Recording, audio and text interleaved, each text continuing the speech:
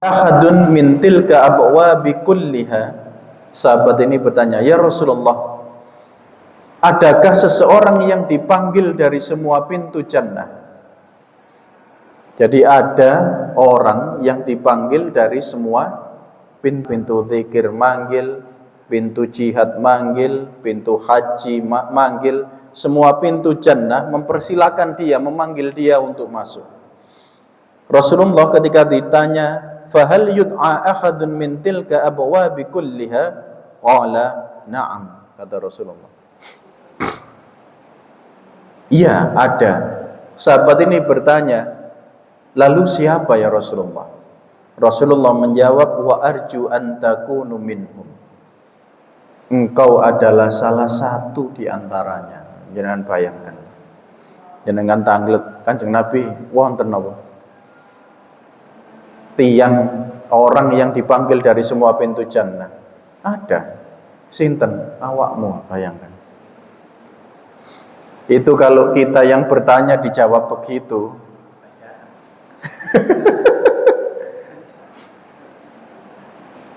Mungkin kita lebih memilih mati saiki kiai mlebu swarga. Donya yang ngene kiai. Jenengan semerap siapa sahabat ini? Abu Bakar As-Siddiq. Jadi beliau ini sahabat yang mengingatkan kita, ketika kita ingin dipanggil dari semua pintu, maka bacalah sejarah Abu Bakar As-Siddiq. Dan hari ini mari kita sejenak bersama Abu Bakar As-Siddiq. Ada cukup banyak kitab sirah sahabat. Di antaranya ini dari Muhammad Hussein Haikal yang saya miliki, di antara beberapa kitab tentang sirah sahabat. Bahasan ketika membaca seri mulai dari khalifah yang pertama Abu Bakar As-Siddiq, kemudian yang kedua Umar bin Al-Khattab, yang ketiga Utsman bin Affan, yang keempat Ali bin Abi Thalib. Dan sebagaimana kita ketahui di antara banyak kitab, yang paling tebal pencatatannya, tercatat cukup banyak sejarah itu adalah Umar bin Al-Khattab.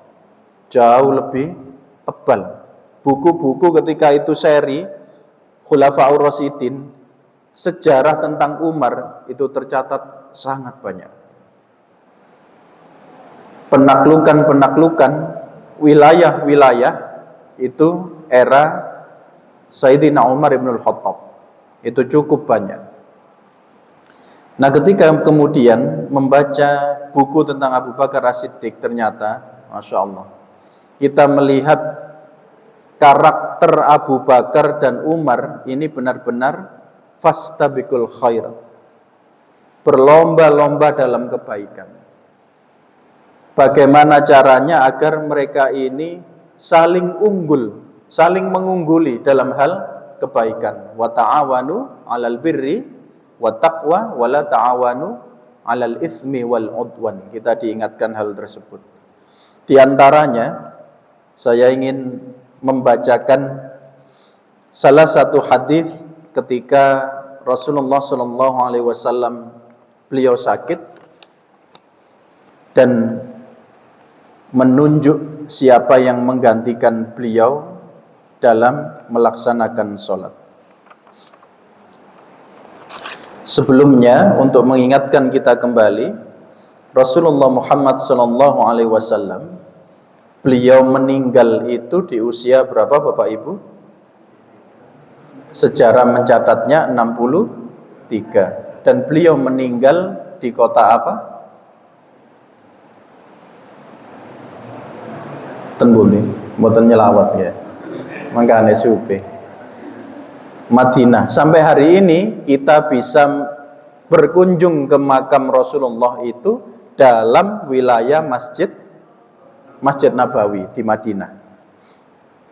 Dan ketika kemudian kita melihat sahabat-sahabat yang lain, Abu Bakar As-Siddiq meninggal di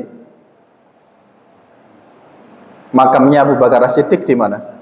Madinah. Kemudian betul. Kemudian Umar bin Khattab sama. Bahkan beliau meminta izin khusus jika nanti meninggal ingin berdekatan dengan Rasulullah, berdekatan dengan Abu Bakar.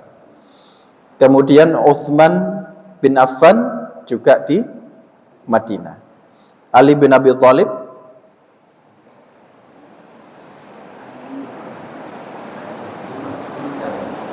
Ali bin Abi Thalib itu tercatat dalam sejarah beliau ini kan dari 4 sahabat ini yang meninggal sakit hanya Abu Bakar As-Siddiq, gitu. Yang 3 ini meninggal dibunuh.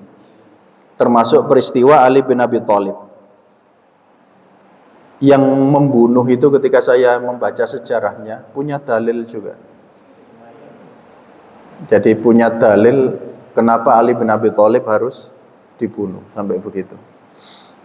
Dan peristiwa demi peristiwa itu mengingatkan kita ketika Rasulullah SAW dalam keadaan sakit. Ini saya ambilkan hadis penguat dari hadis Sahih Bukhari, saya ambilkan dari Sahih Muslim. Bismillah. An Aisyah qalat lamma thaqula Rasulullah sallallahu alaihi wasallam. Dari istri beliau Ummul Mukminin Aisyah, beliau berkata ketika Rasulullah dalam keadaan sakit yang berat, Ja'a Bilal yu'dhinuhu bis shalah. Datanglah Bilal mengingatkan beliau sudah waktunya sholat. Dan ini adalah Bilal bin Rabah, bukan Bilal masjid. Bilal mengingatkan, ya Rasulullah sudah waktunya sholat. Karena biasanya Rasulullah yang menjadi imam sholat.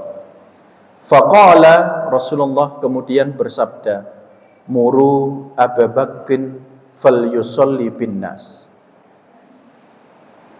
Mintalah, tugaskan atau suruhlah Abu Bakar untuk mengimami manusia sholat.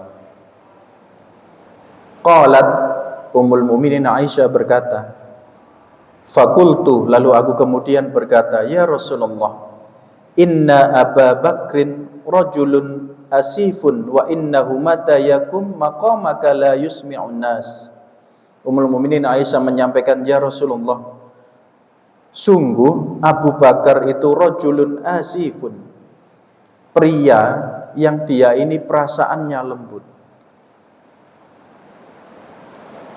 Wa innahu mata yakum maqamaka la yusmi'un nas. Apabila beliau mengganti posisi untuk mengimami manusia, mengimami jamaah, memimpin sholat, la yusmi'un nas, orang-orang tidak akan dengar suaranya. Karena diantaranya Abu Bakar akan menangis. Falau amarta Umar, kata Ummul Mukminin Aisyah, bagaimana jika yang menggantikan adalah Umar? Faqala, Rasulullah kembali bersabda, muru Abu Bakrin fal yusolli bin nas. Kembali menyampaikan, perintahkan Abu Bakar untuk memimpin sholat.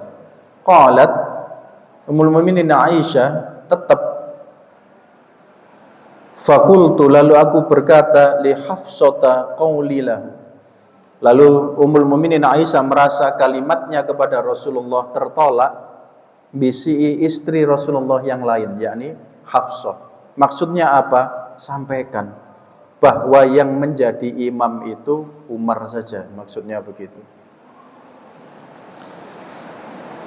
Dan kembali menyampaikan bahwa Abu Bakar As-Siddiq adalah seseorang yang perasaannya lembut, dan beliau tidak akan didengarkan suaranya karena kelembutannya atau karena beliau menangis. Di hadis Bukhari disampaikan, tidak akan tuntas membaca bacaan sholat atau bacaan Al-Quran karena akan menangis.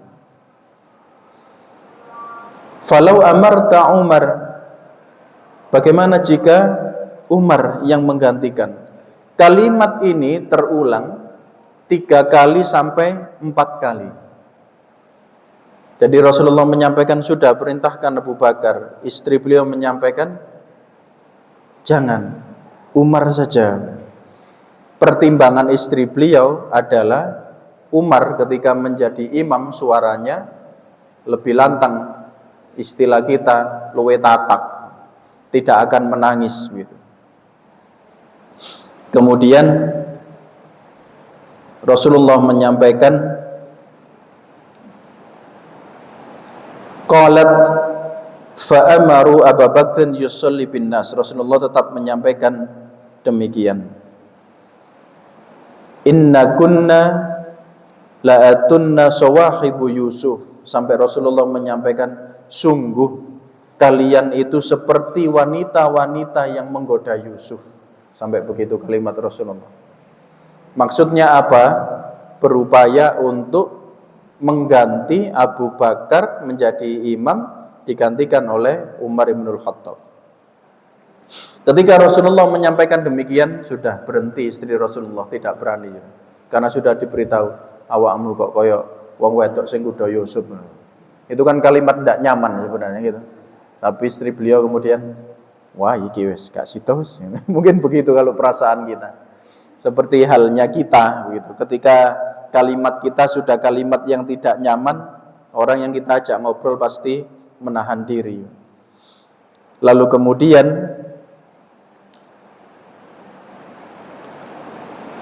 qalat falamma dakhala fi sholati wajada Rasulullah sallallahu alaihi wasallam min nafsihi khaifatan faqama yuhada baina rajulaini. Dan ketika Rasulullah sallallahu alaihi wasallam beliau merasakan ada rasa khawatir, ada rasa takut karena kondisi tubuhnya yang semakin lemah dan sakitnya yang semakin berat, bahkan yuhada baina rajulaini. Rasulullah itu dipegangi 2 orang. Istilahnya dibopong, dipapah, dipegangi 2 orang. Karena kondisinya yang begitu lemah. Bahkan sampai dikatakan warijlahu tahuttani fil ard. Sampai-sampai seolah-olah kaki beliau menginjak tanah itu tidak kuat. Padahal sudah dipapah, seolah-olah menyeret kaki beliau. Qalat falamma dakhala al-masjida sami'a Abu Bakrin khissahu dhahaba yata'akhkhar. Kemudian ketika Abu Bakar As-Siddiq mengetahui bahwa Rasulullah itu datang dengan dipapah, Abu Bakar As-Siddiq mundur. Maksudnya yang mengimami adalah Rasulullah. Fa'auma'a ilaihi Rasulullah sallallahu alaihi wasallam kum makanaka. Lalu kemudian Rasulullah mengangguk yang mengisyaratkan bahwa tetaplah di tempat. Jangan bergeser, jangan mundur. Tetap berdiri pada posisinya. Faja'a Rasulullah sallallahu alaihi wasallam hatta jalasa an yasari Abi Bakrin.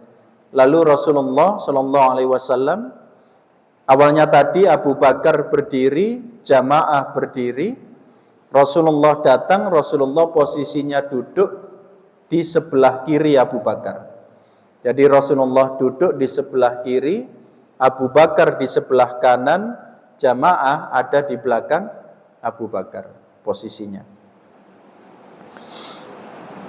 Lalu qalat fakana Rasulullah sallallahu alaihi wasallam yusalli bin nas jalisan wa Abu Bakrin qa'iman.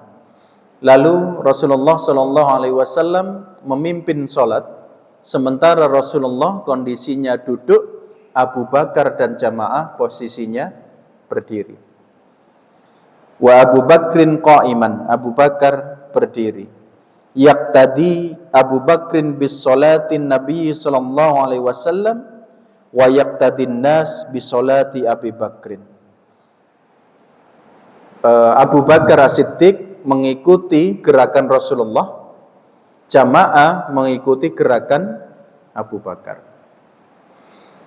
Dari sini kita bisa melihat bahwa di dalam fikih kita menemukan seolah-olah berarti imamnya lak loro.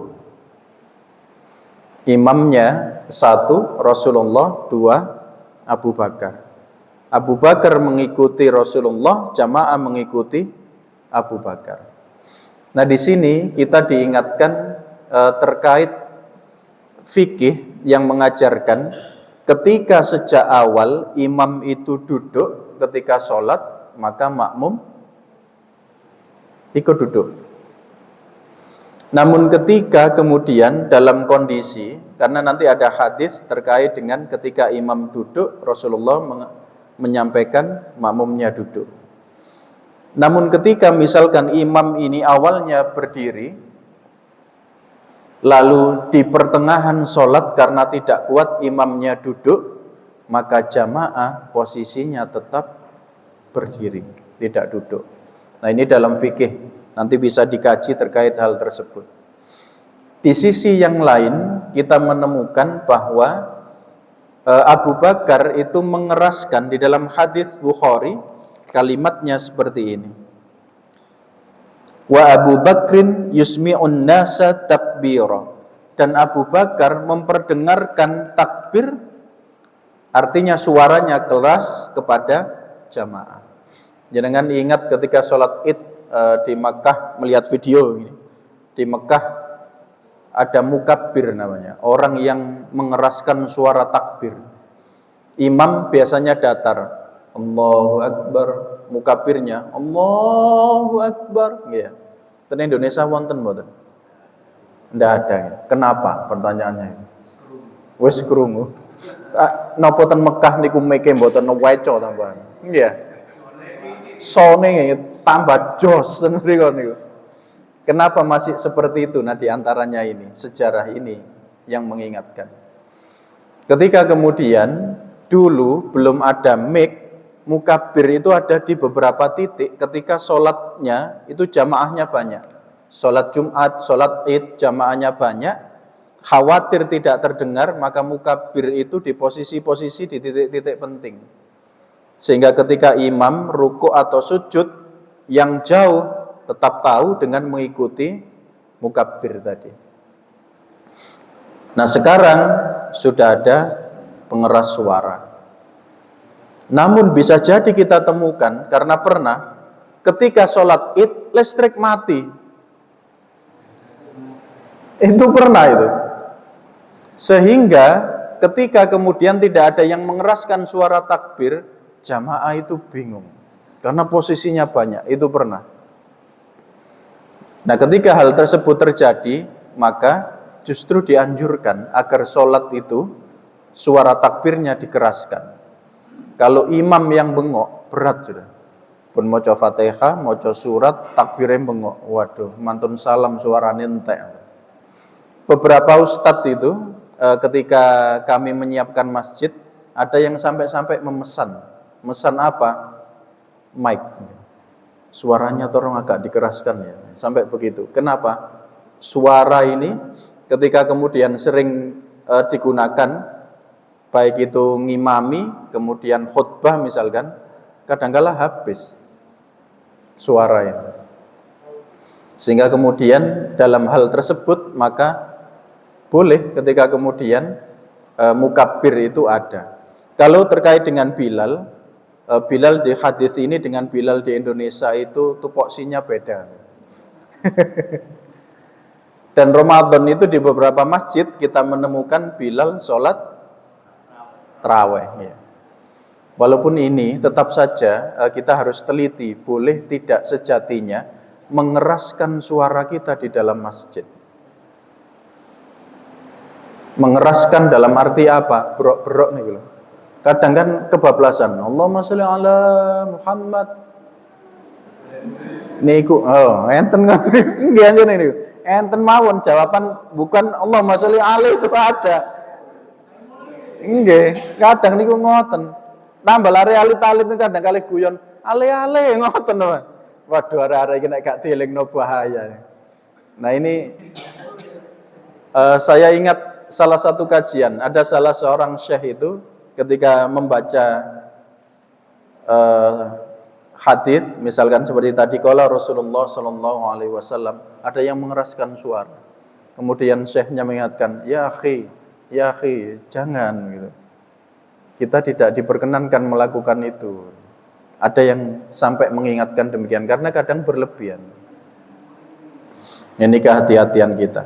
Namun dalam hal sholat ini beda lagi karena memang membantu jamaah yang lain supaya tahu imamnya. Di sisi yang lain Bapak Ibu kita diajarkan semangat melaksanakan sholat oleh Rasulullah Sallallahu Alaihi Wasallam. Dalam kondisi demikian beliau tidak meninggalkan sholat. Ini yang luar biasa. Yang ketiga kita diajarkan seolah-olah Rasulullah Sallallahu Alaihi Wasallam sebelum meninggal memberikan isyarat bahwa yang nanti menggantikan aku adalah Abu Bakar As-Siddiq. Seolah-olah demikian. Wallahu a'lam, sebagaimana kita ketahui bagaimana Abu Bakar As-Siddiq menjadi sahabat Rasulullah Sallallahu Alaihi Wasallam. Saya ingin menunjukkan dari dua kitab. Yang pertama saya bacakan bagaimana peristiwa tersebut dilengkapi di dalam kitab ini terkait dengan Rasulullah menugaskan Abu Bakar untuk menjadi imam.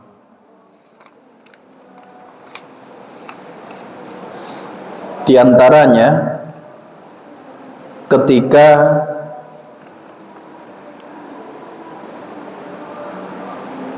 Umar suatu hari, jadi pernah Abu Bakar As-Siddiq itu tidak bisa hadir untuk memimpin sholat atau menjadi imam sholat. Lalu kemudian imamnya diganti Umar ibn Khattab. Umar ketika ngimami takbirnya suaranya keras. Rasulullah yang dalam kondisi lemah menyampaikan, siapa yang menjadi imam? Sampai begitu. Allah tidak menghendaki ini loh, ngoten kalimatnya. Kita bisa membayangkan itu kalau itu kita gitu. Niki Umar niku mboten gondok di ngoten-ngoten.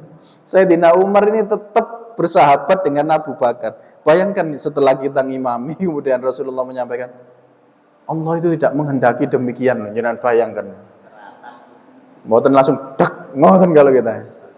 Wis meneh kan masjid iki pindah sakit ngoten.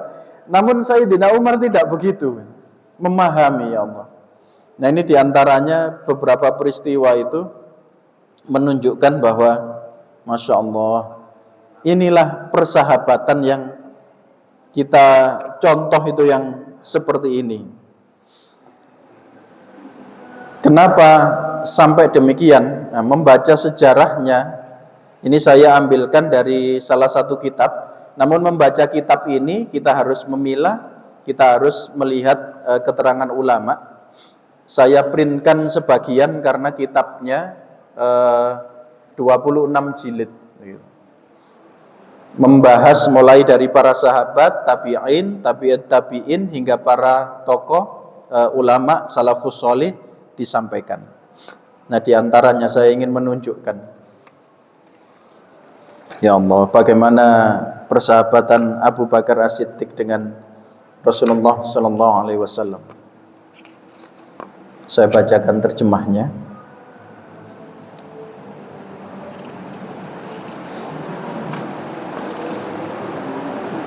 Ketika Rasulullah Sallallahu Alaihi Wasallam dan Abu Bakar As-Siddiq berada di Gua Thur. Jadi Rasulullah dan Abu Bakar As-Siddiq berada di Gua Thur. Sebelum Rasulullah Sallallahu Alaihi Wasallam masuk ke dalam Gua Thur, yang pertama masuk adalah Abu Bakar As-Siddiq. ngecek, betul. Kenapa Abu Bakar masuk lebih dulu? Khawatir kalau terjadi sesuatu kepada Rasulullah. Dan itu posisinya gelap, malam hari. Ketika kemudian Rasulullah Shallallahu Alaihi Wasallam mengetahui, jadi sebelumnya Abu Bakar ini masuk, melihat atau meraba itu banyak lubang, khawatirnya itu binatang yang berbahaya, maka Abu Bakar As-Siddiq menyobek pakaiannya. Kita tahu pakaian dulu yang disebut dengan gamis istilahnya, bahasa kita jubah dan sebagainya, itu kan hanya sebatas kain. Bukan seperti hari ini dijahit gitu. Tapi pada waktu itu kalau kainnya panjang ya tengahnya dilubangi, dimasukkan kepala, dibebetakan, diikat dengan tali gitu. Lalu kalau kita mau sepenuhnya nyontoh bagaimana bajunya Rasulullah, ya seperti itu. Nggih, kain dipolongi, dilepetaken, cancang. Kemudian Rasulullah Abu Bakar kemudian menggunakan pakaiannya untuk menyumpal lubang tersebut. Dan Rasulullah baru sadar ketika cahaya masuk, bajunya Abu Bakar As-Siddiq habis. Monggo. Jadi kita lanjutkan sedikit selepas adzan.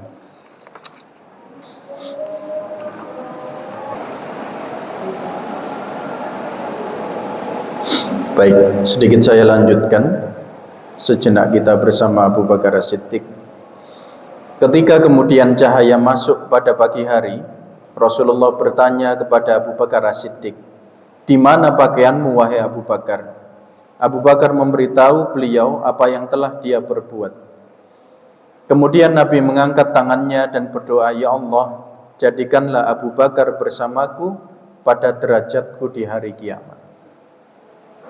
Lalu Allah mewahyukan kepada beliau, "Sungguh Allah telah mengabulkan doamu." Seketika itu. Bahkan terkait dengan lubang yang ditutup itu di sini disampaikan, lalu tersisa satu lubang. Maka Abu Bakar menutupnya dengan tungkak. Jadi ada satu lubang oleh Abu Bakar, bajunya sudah habis, maka ditutup dengan kaki beliau.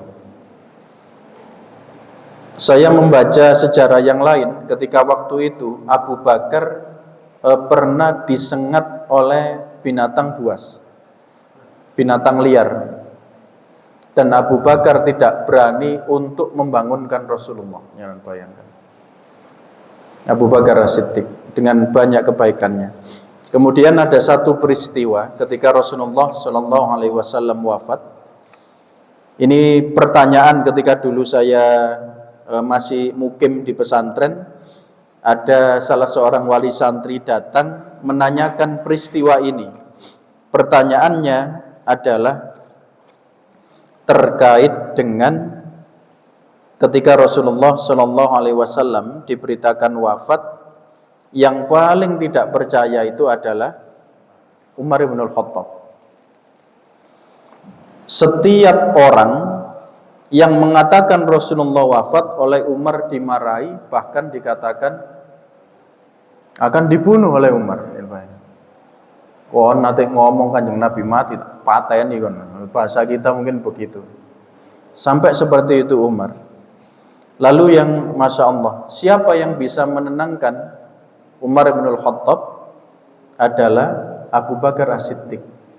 Dibacakan oleh beliau surat Ali Imran ayat 144, potongan ayatnya, "Wa ma Muhammadun illa rasul qad khalat min qablihir rusul afa im mata aw qutila anqalabtum ala aqabikum." Rasulullah Muhammad itu adalah seorang rasul, atau Muhammad itu adalah seorang rasul, sebagaimana diturunkan para rasul sebelumnya. Lalu apakah engkau akan berpaling atau akan kembali murtad ketika beliau meninggal? ayat ini mengingatkan Umar bin Khattab seolah-olah baru tahu. Nah, ini ada pertanyaan dulu dari wali santri. Kok mboten masuk akal ngoten? Duh, mboten masuk akal pripun? Lho mosok mboten apal ayat niku. Ketika kita melihat sudut pandang terguncangnya kita, kehilangan orang yang kita cintai, dan kita melihat sudut pandang itu adalah manusia, masuk akal. Karena begitu cintanya Abu Bakar As-Siddiq kepada Rasulullah Shallallahu Alaihi Wasallam, begitu terguncangnya, sampai-sampai hal itu terjadi pada Umar ibn Khattab. Namun siapa yang paling tenang? Abu Bakar As-Siddiq, sehingga bisa menenangkan Umar bin Khattab. Ini diantara kita tahu banyak keutamaan Abu Bakar As-Siddiq. Di sisi lain kita sering mungkin guru kita bercerita tentang Umar bin Khattab sudah menyiapkan separuh hartanya, gitu, sambil mengatakan hari ini aku akan mengalahkan Abu Bakar As-Siddiq. Ketika Umar datang, Abu Bakar sudah di sana, begitu. Kemudian ditanya, Umar berapa gitu istilah? Separuh dari hartanya. Abu Bakar, apa yang kau tinggalkan? Allah dan Rasulnya. Selesai sudah. Maka Umar bin Khattab sampai mengatakan, aku tidak akan bisa mengalahkan Abu Bakar As-Siddiq. Jangan ingat Bilal bin Rabah disiksa begitu keras. Siapa yang memerdekakan? Abu Bakar As-Siddiq. Membeli Bilal kemudian dimerdekakan. Dan banyak kebaikan lain. Bahkan ketika Rasulullah dengan Abu Bakar itu dalam perjalanan, maka apa yang ada di saku Abu Bakar, atau istilahnya uangnya Abu Bakar, itu adalah uangnya Rasulullah. Itulah sahabat. Sahabat sekarang, duit ya dewe lah tetap. Duitmu ya lah, duitku. Iya toh? Sampai kita belajar Al-Adabul Mufrad itu, Sayyidina Umar menyampaikan, jangan sembarangan mengakui seseorang sebagai sahabat sebelum safar atau melakukan perjalanan panjang, begitu kan? Karena ketika perjalanan panjang, tahu kita karakter aslinya. Nah, ini aku duwe konco iki kok perasaan gak tahu ngetokno duit, balasnya nono, ini kan ketahuan dalam perjalanan panjang nih. Gentenan ya, wabot, ini kan, aku mah gak nggawa cash ya. Saat ini enten keris, ono keris ya. Dan Rasulullah tahu demikian, sehingga Masya Allah, dengan Abu Bakar itu hartanya Abu Bakar, hartanya Rasulullah, begitu juga sebaliknya. Dan ketika kita membaca bagaimana Abu Bakar dengan Rasulullah menjalin persahabatan ini, Masya Allah. Bahkan pernah dalam perjalanan berdua itu, orang yang mencari Rasulullah itu tahu dengan wajahnya Abu Bakar, tapi tidak tahu dengan wajahnya Rasulullah. Begitu. Kemudian Abu Bakar ini melakukan perjalanan, ditanya, siapa ini? Kata Abu Bakar, huwa yahdinis sabil. Dia ini adalah penunjuk jalanku. Pelajar tauriyah nih. Orang itu tidak kaget, dipikirnya, oh travel, penunjuk jalan. Padahal maksudnya guide, padahal Abu Bakar maksudnya, dialah yang menunjukkan jalan lurus kepadaku, kepada hidayah, maksudnya begitu. Maksudnya ini Rasulullah, tapi oleh Abu Bakar kalimatnya dijadikan seperti itu. Banyak sekali. Insyaallah. Makanya kalau dipanggil dari pintu jannah, semua pintu manggil, Abu Bakar pantas. Pertanyaannya, pantasnya kita dipanggil dari pintu yang mana? Nah ini pertanyaannya. Dan jangan sampai nanti semua pintu neraka manggil nih loh. Mau tambah medeni.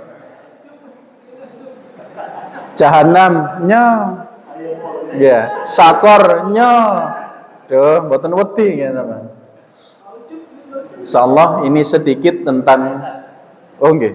Mungkin agak sedikit menyimak.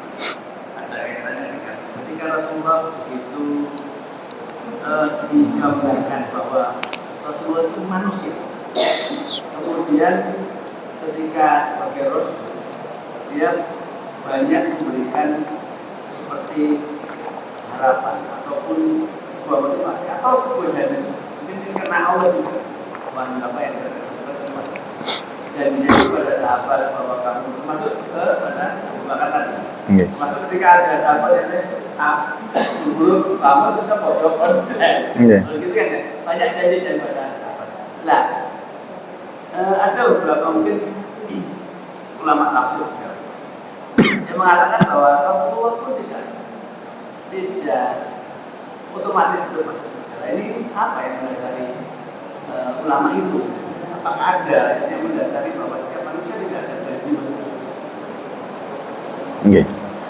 Terkait dengan hal tersebut, khusus ini untuk Rasulullah SAW, banyak memang dalil kuat bagaimana beliau itu maksum. Artinya kesalahan-kesalahan beliau diampuni oleh Allah Subhanahu wa taala, baik yang sudah terjadi ataupun yang akan terjadi. Allah mengampuni, dan itu hanya Rasulullah SAW.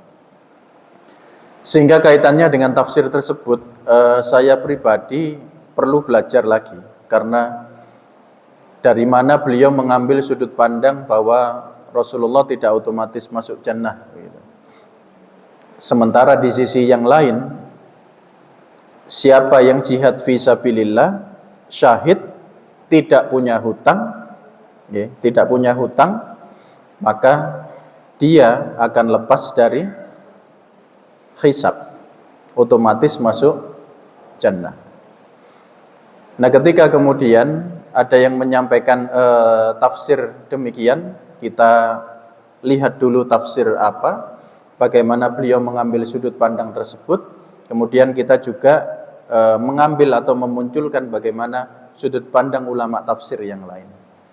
Karena bisa jadi dalilnya itu satu, sudut pandangnya selisih. Itu sangat memungkinkan. Nah, terkait dengan apa yang dilakukan oleh Rasulullah SAW, semuanya tidak lepas dari wahyu, petunjuk dari Allah Subhanahu wa taala.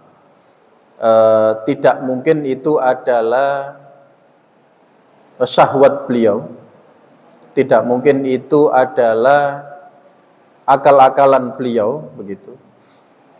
Jadi sejatinya apa yang beliau praktekkan itu adalah petunjuk dari Allah. Itu sisi kenabian. Di sisi yang lain, beliau manusia. Kita diingatkan terkait dengan abasa wa tawalla an ja'ahul a'ma. Al-ayah, Rasulullah juga ternyata sebagai manusia, beliau berpikir, nek aku iki ndak wae pemimpin Quraisy pada waktu itu, pemimpinnya masuk Islam, maka masyarakatnya juga akan masuk Islam. Ternyata oleh Allah dihadirkan Abdullah bin Umi Maktum, dihadirkan, namun Rasulullah kemudian wajahnya tidak senang. Nah, ini sudut pandang manusianya. Namun oleh Allah ketika kesalahan itu terjadi, langsung diingatkan.